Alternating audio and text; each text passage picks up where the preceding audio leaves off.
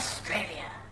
In the year 1770, Captain Cook discovered the continent of Australia, a big island in the Pacific Ocean. Wow, a new world! The land was full of strange, unusual creatures and eucalyptus trees that the English had never seen before. Cook stamped Australia terra nullius, which meant that the land was empty, or no one lived there. The English in those days had the richest and most powerful empire in the world. The rich English pretty much owned everything, which left the poor people owning nothing.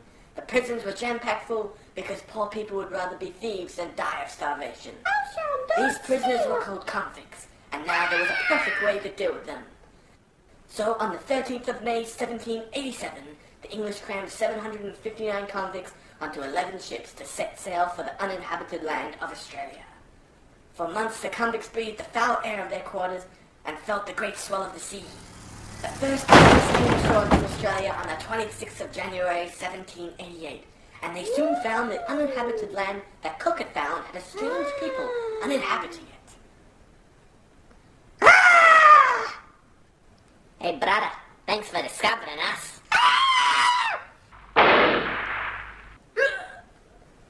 And the few Aboriginals that didn't get shot were disease stricken.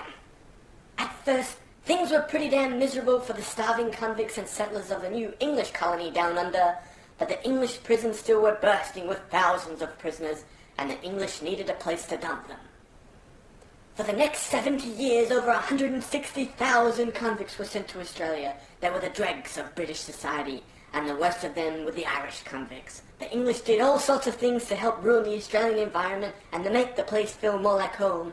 They introduced many new animals that were not a part of the Australian ecosystem. English settlements started to spread to other parts of Australia, and when the convicts stopped being sent, the English offered lots of unpaid work to Aborigines, Islanders, Chinese, and Indians. That was until 1851, when gold was discovered, and people from all over the world wanted to become Australians now. But to avoid contaminating their society, the English created an immigrant restriction because, well, they did find Australia first. And that's exactly the way things are until the late 1800s, when the son of an Irish convict named Ned Kelly had a little incident with a policeman at his home. He took off into the bush, and when the corrupt police couldn't find him, they arrested his mummy. The Kelly gang would murder policemen, rob banks and coaches, and had a price on his head greater than any other in the British Empire. That was until he was portrayed one night while at the pub, and his little ranging days were over.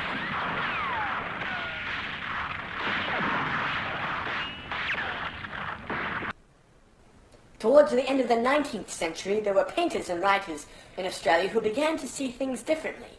They thought the Bushman was unique. They were proud of the Australian struggle and their heritage.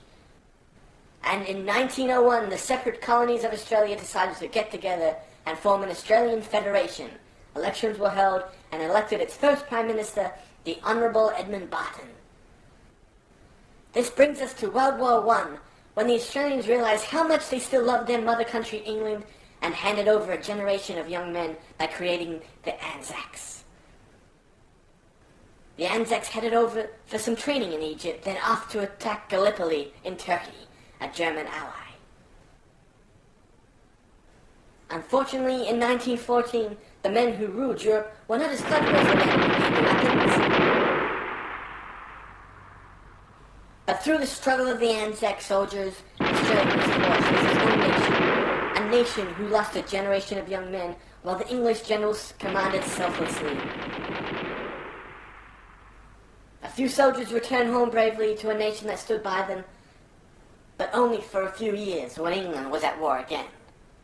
During the Second World War, Australian soldiers from day one fought in Europe, Greece, Crete, Libya, Syria, Lebanon, and across the Mediterranean. That was until a greater threat to Australia came along, the Japanese. But not to worry, because the Americans, with their chocolate, Camel cigarettes, pantyhose, and smooth talking, swiftly came to save Australia and dropped a couple of bombs on Japan in the process. As for today in modern times, Australians share a very high quality of living. Oh, Sharon, get us another beer from the Barbie. They call this one the Bogan. They beat England in just about every sport, and even have made up some of their own. Australians have a great taste in music and enjoy recreational activities with their families. Australians still love to celebrate the Bushmen and their convict heritage and love the Australian environment. Australia, an unimportant land in a big, big world.